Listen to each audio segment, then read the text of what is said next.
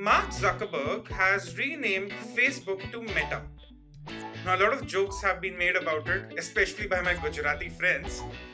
But in all seriousness, this is something that needs to be discussed. What is the Facebook plan that Mark Zuckerberg was talking about? He had a 10-minute press conference, not a press conference, rather briefing of sorts, a one-way communication, where he looked a lot human than he has looked in his hearings with the Congress. And he spoke at length about the metaverse and what it would signify, what it would mean for the future of the internet, how we would connect. Now, when Mark Zuckerberg speaks on connectivity and social media networking and things like that, you are bound to take him seriously. After all his mistakes apart, all his scrutiny apart, he was the one who in 2004 brought together a group of colleges, a group of campuses on a platform together on the internet, and the Facebook happened. So, of course, when he says that metaverse is the next big thing, you certainly a bit curious, you're a bit intrigued as to what's really all that about. And that is what we're going to talk about today. That what does the Facebook metaverse really mean? Now, the first question I need to really address, and this is because there was immediately a Bloomberg Twitter space that happened right after Zuckerberg's briefing. And surprisingly, to my utter surprise, all the journalists dismissed the Facebook metaverse plan as a gimmick to take attention away from Facebook files. Now, in the scheme of things, if I were to put in the scheme of things, for Mark Zuckerberg, as he said that in the movie Social Network also, the whole potential, the whole concept, the whole idea of the metaverse is 99.9% of what it'll take his attention. That remaining 0.1% would be with Facebook files right now, which is a story in the Wall Street Journal. It's been covered by dailies across the world. So to say that, oh, Mark Zuckerberg is talking about the metaverse just to take attention away from the Facebook file conspiracy, that's just utter foolishness, to for the lack of a better word. Because metaverse as a concept, it's just not a video game he's selling. It's just not a new website he's selling. It's not one of those cashback apps that he's selling. This is something bigger. This is something that will change the way we look at internet. This is something that will change the way we perceive internet, we use internet, and most importantly, the economy of internet. So that's the first question I really wanted to address, that no, this is not a gimmick. This is not a marketing stunt. This is not a PR exercise. This is very much a plan. And Facebook changing its name to Meta, which is short for metaverse, and even the new icon is that of a VR headset, the kind of one Oculus is going to come up with. Apple is building its own. Microsoft is building its own. Alphabet, Google's parent company, is building its own. So Mark Zuckerberg is pretty clear that he wants to go all meta.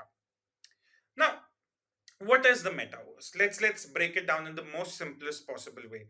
If I were to explain to a kindergarten kid what is the metaverse, right now you're looking at me. It's a 2D space you're interacting with, or rather, I'm interacting with you with. It's a screen. At the end, it's a screen. You can hear me. You can look at me. That's about it. When we talk about internet moving to a 3D space, that's called the metaverse. That's just the bare minimum of it. It's not the normative, it's the bare minimum. That the transition of the internet happens from a 2D space to a 3D space. Now, how does that happen? Let's talk about the use cases. Zuckerberg emphasized on Facebook Horizon. It emphasized on Facebook workplaces and things like that, where people can create their own virtual space and invite friends, hang out with them. Now, if you are a fan of Marvel movies, you must have seen holograms, human holograms, in one of the scenes in Captain America Civil War where people are gathered together. It's basically not people physically present there, but a virtual space is created through holograms, or people are present in that hologram in their physical shape. Of course, they are in a virtual space, they're somewhere else. But the whole idea is that right now, if you are chatting with me on text, we can have the same conversation in a virtual space where you can look at each other, our body movements are visible to each other. And that is how the whole idea of virtual space is conceptualized. If you've seen the Marvel movies, you have a very fair, decent understanding of how big the metaverse can be. Now, what are the other use cases for it? Well, I'm pretty excited by the whole idea that a VR space can be customized. Right now, what happens in a lot of exhibitions is that there is a set VR model. As the space has already been created. Say a Van Gogh exhibition in New York, where one of my friends visited, and she happened to tell me that it was very realistic the way it's been entirely designed. But these are set default virtual spaces. What Zuckerberg is talking about is that you create your own virtual space, picking up objects from the physical world, replicating it in a virtual space. That's the big deal. So you see something, say your room is there, you make it into a virtual space. Of course, technology will evolve and that will happen with time. And then that is where your virtual networking begins. Now, the use cases for it, I'm quite intrigued by the idea that what if NASA today can start virtual tours on the planet Mars or Jupiter or perhaps on Venus or perhaps even on the surface of the sun? What if through virtual reality we can get a very 4K or 8K view on how the surface of the sun looks? What if the defense personnel and stakeholders can actually get into VR mapping, where the VR maps are updated every 12 24 hours and they can then inspect the terrain sitting anywhere in the world? What about teaching? How about teaching students through Oculus headsets? Yes, the idea does sound a bit revolutionary and radical for young minds, but they have been studying on Zoom for the past year and a half. What about politicians addressing the media in a virtual space, interacting with their constituency citizens through a virtual space? So when you talk about the use cases of metaverse, it's endless. I can go on and it'll take the entire evening, but the possibilities are just so endless because metaverse will go as far as you can imagine. Now, some journalists will dismiss the idea, oh, it's too far fetched. Oh, this is not going to happen. Oh, there are tons of problems. Where the software is going to come from, where the hardware is going to come from. Or even if the software and the hardware are there, oh, it will never be able to scale. But that's what they also said about the mobile phones. That's what they also said about the internet in the 90s. A lot of people before the 2000 dot-com burst, which happened, of course, that had its legitimate reasons. But a lot of people said that the internet will never grow that big. And what happened today? We have almost 5 billion people on the internet. They said internet will not grow big in India. What happened after the geo revolution? What happened to mobile phones? So as time moves, technology evolves, it will all go cheap. And Oculus headsets are getting cheaper. Apple is coming out with its own VR headset. It will get cheaper with time.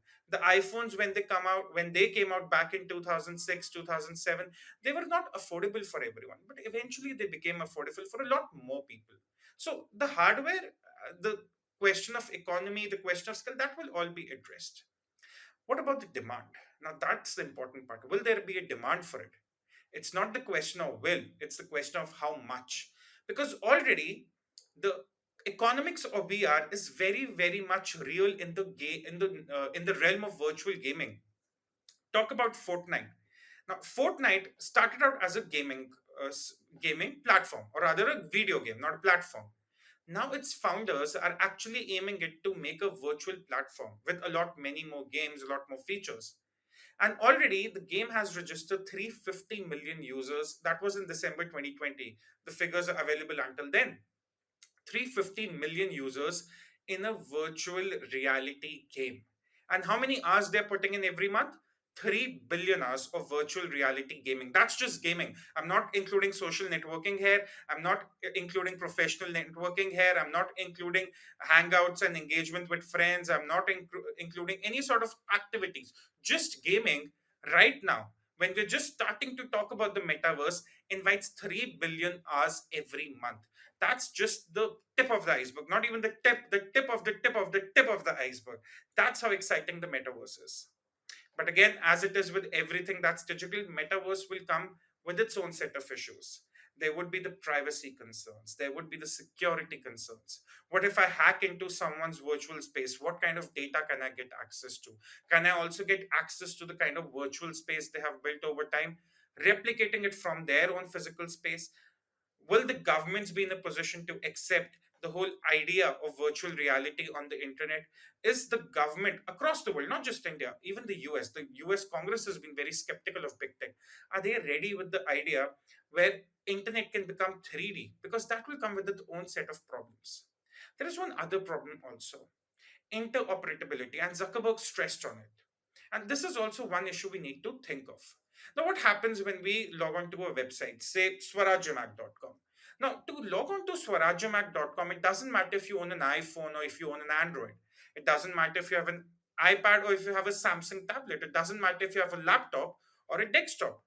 As long as you have a device which is capable enough to get you on the internet, you're able to log on to swarajyamak.com, subscribe, and if you haven't subscribed, do subscribe, and then read our articles.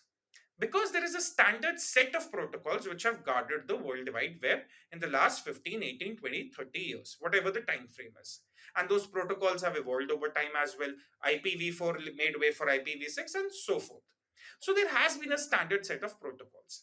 Now, the challenge with VR is Apple is doing its own thing, Alphabet is doing its own thing, Facebook is doing its own thing. So the question is, if I own a if I want to build a virtual space, will I need to build three separate virtual spaces for three different companies? If I use an iPhone, do I need to have a virtual space on an Apple ecosystem? Then, if I want to log on to Facebook, should I have to put on my Oculus headset? So, these things would be very, very important. And Zuckerberg is perhaps right that if we cannot guarantee the interoperability between the virtual reality spaces, the whole idea, the whole economy, enormity of it, that will suffer.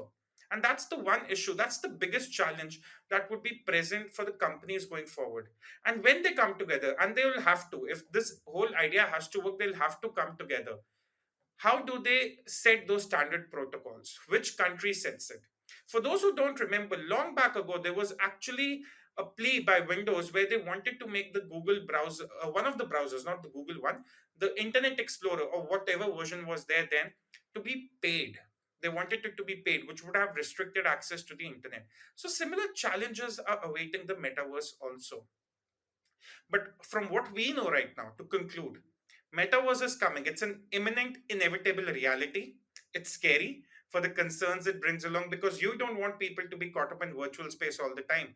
Already 18 months after the pandemic, we are questioning that are we sitting at homes too much? Is there a lack of physical movement amongst us? Are our children suffering because of too much of screen time? So there will be concerns around it. There'll be the government concerns around it. Then there'll be the interoperability concerns about it.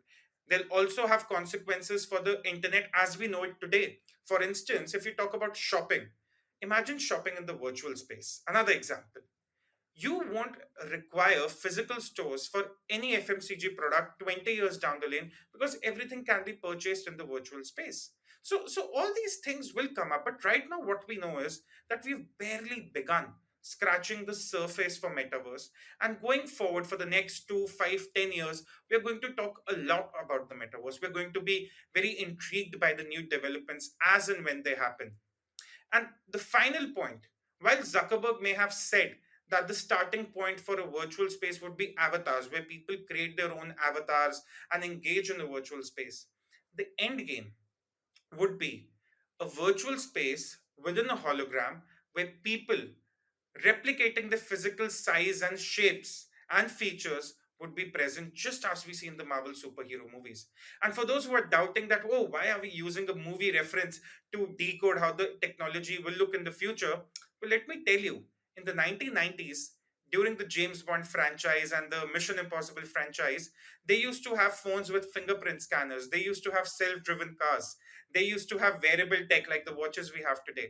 And people in those times must have thought, oh, this is just guilt free entertainment and nothing else. But today it's all mainstream. So, as I say, never take any extreme positions on technology and keep following Swarajya for more details on the metaverse because this is one aspect of technology we are going to cover a lot in the coming years. Thank you.